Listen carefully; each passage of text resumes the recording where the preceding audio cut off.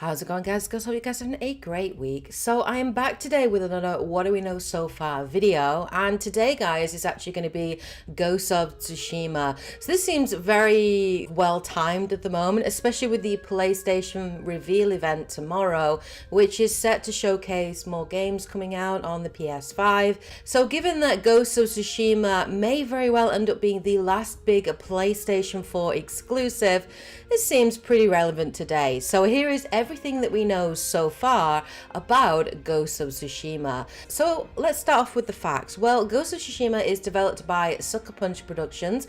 That's the team behind the infamous series, and it is available only exclusively on the PlayStation 4 and set for release actually next month on the 17th of July. It is probably one of my most anticipated games of the year, and it's a game I'm really looking forward to. So let's start off by talking a little bit about the story and the setting. So Ghost of Tsushima is an open world action adventure set during the Mongol invasion of Tsushima Island in 1274. The actual historical event itself was kind of the first time in Japanese history that a foreign invader actually came to Japan. It was the first time of the Japanese samurai having to face off against an enemy that they really didn't know, and this event that took place on Tsushima Island is very similar to the movie 300, and it's a really interesting backdrop.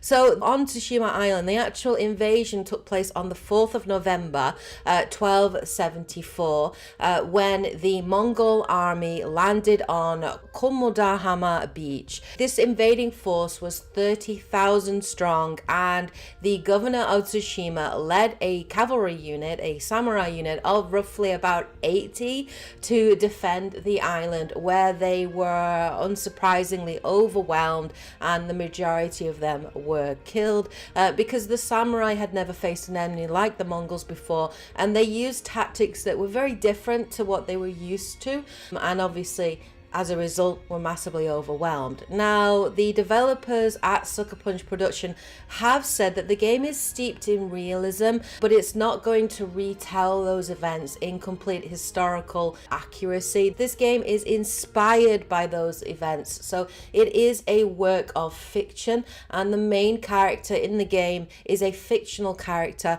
not based on any real historical figure. So the game revolves around one of the island's last samurai, a guy by the name of Jin Sakai, who will be played by Daisuke Tsuchi. The island at the beginning of the game is devastated by this first wave of Mongol invaders, and its samurai forces have been easily defeated, allowing the invaders to conquer large areas of territory where they terrorize local inhabitants and gather resources to build up their strength in preparation for their invasion of mainland Japan.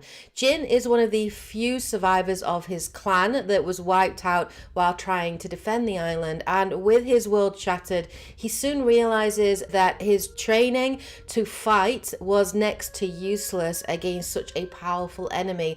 Ultimately, he comes to the realization that he must learn the way of the ghost, an unconventional fighting style that emphasizes small-scale attacks, creating fear in the minds of the enemy and using their own weapons against them in order to defeat the Mongols and prevent them from launching a full-scale invasion of mainland Japan. So it is Jin's story, and the story of his evolution from this kind of honorable samurai into something much darker, kind of Batman-esque vibe to the actual game, and that sounds really cool. We do know about a couple of other characters as well. So Jin does have a friend and fellow samurai by the name of Masako. We know as well that the Mongol Empire's general is a guy called Khotun Khan and is actually voice acted by Patrick Gallagher. We also know that the story can be played through in English, or there will also be a Japanese soundtrack that you can start from the beginning of the game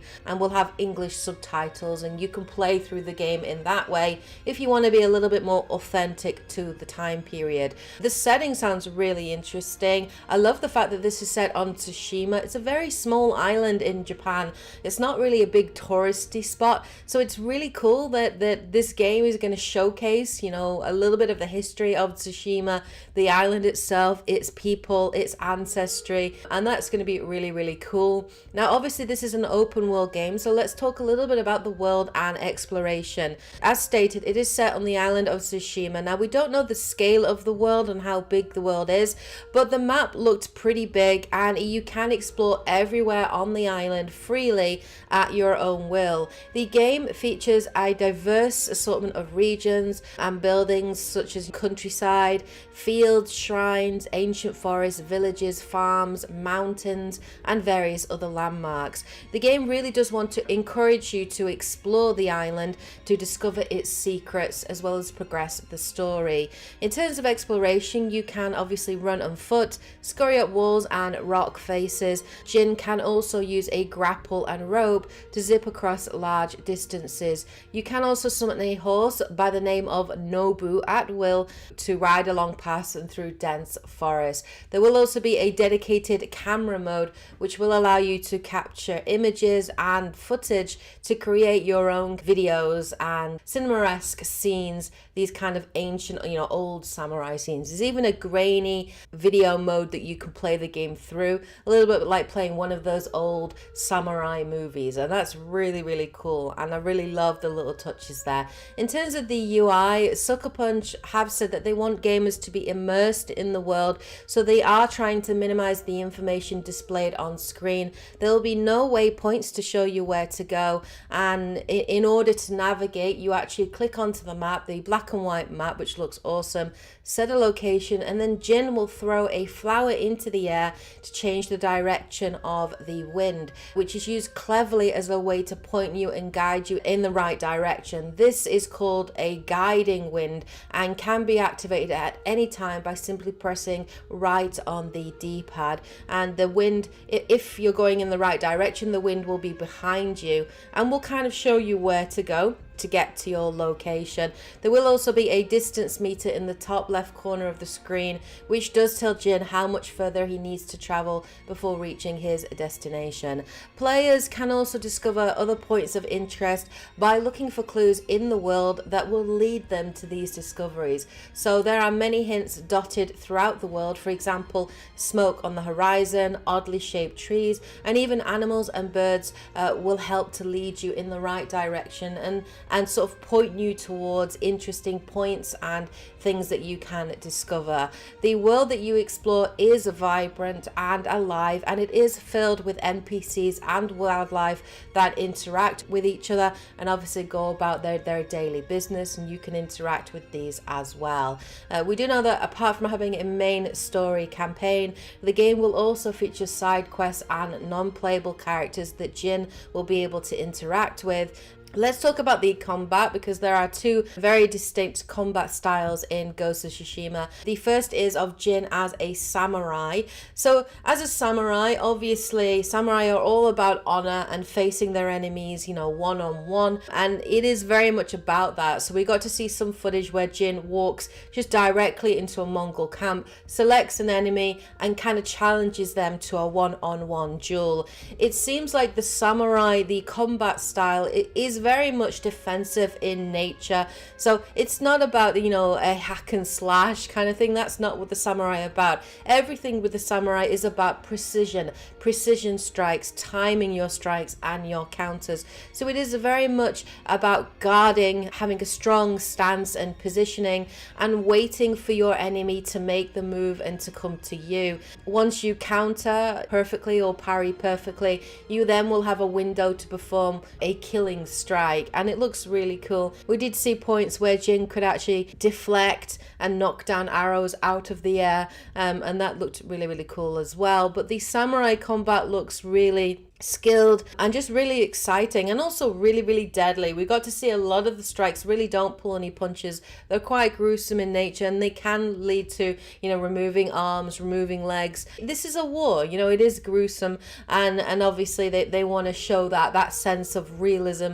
and that sense of not toying with your enemy, you know, really just sort of taking them out and looking for those openings and taking advantage of it. So yeah, I'm looking forward to jumping in and playing Jin as a samurai. Then obviously as you progress through the game, you will start to unlock more abilities for Jin, and will start to unlock his ability to become the Ghost. And the Ghost is very much, you know, about stealth. So if you don't like the odds and don't think the odds are in your favor to make a full frontal assault, you can actually choose between these two styles. So you can choose to go in as the Ghost, where Jin will use stealth to thin the Mongol numbers and create fear among their ranks. Very much so, you know, the Ghost is seen as kind of dishonorable, but it is an incredibly effective approach, and it's one that Jin realizes he has to take in order to stop the Mongol invasion.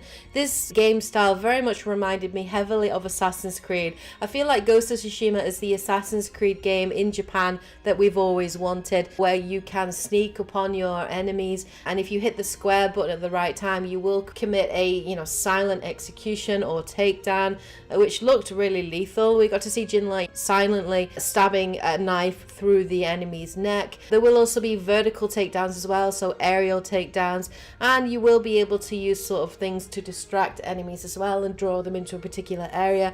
We got to see firecrackers that can be used, and then we also got to see, you know, very quick rapid stealth takedowns as well, very much like Batman Arkham City or Arkham Knight, and that was kind of cool to see. So I'm looking forward to playing as the Ghost, and I generally enjoy playing stealth games, and I always try to play through a stealth game fully, you know, taking everybody down without being seen.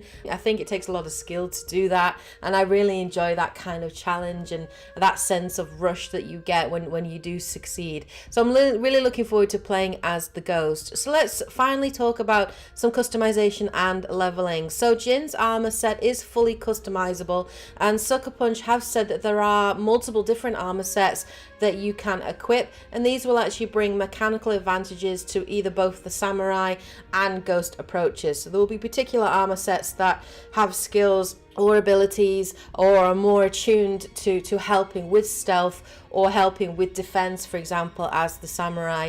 As you explore the world as well, you can gather supplies that can be used to create dyes that can change the color of your gear. And then as well, Jin will also earn charms along the way that can actually enhance his gear. So we got to see a couple of these charms in the most recent video footage.